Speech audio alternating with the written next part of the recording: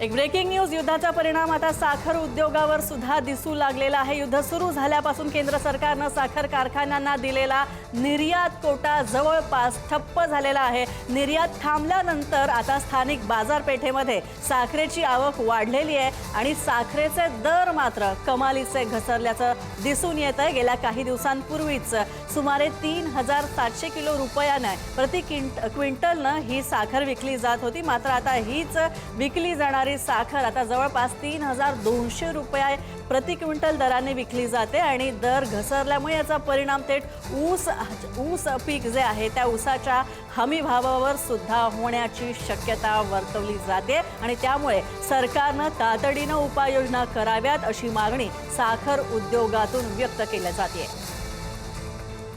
साखरेचे बाजारभाव आता एक्सपोर्ट दिला जो कोटा दिलाय तो एक्सपोर्ट होत नाहीये, त्याच्यामुळे बायर लोक साखर खरेदी करत नाहीये आणि त्यामुळे बाहेर एक्सपोर्ट साखर होत नाही, तर साखर आपल्याकडे जी जास्त झालेली आहे त्याच्यामुळे इथले सुद्धा लोक डोमेस्टिक मार्केटला साखर आता आपली घेत नाहीये। त्यामुळे 3700-3800 रुपयांनी जाणारी साखर आज 3200-3300 रुपयांनी या ठिकाणी विकली जाते, ती सुद्धा बाहेर या ठिकाणी डोमेस्टिक मार्केटला घेत नाही आणि हीच जर परिस्थिती चालू राहिली तर शेतकऱ्यांचं फार मोठ्या प्रमाणामध्ये नुकसान होणार आहे।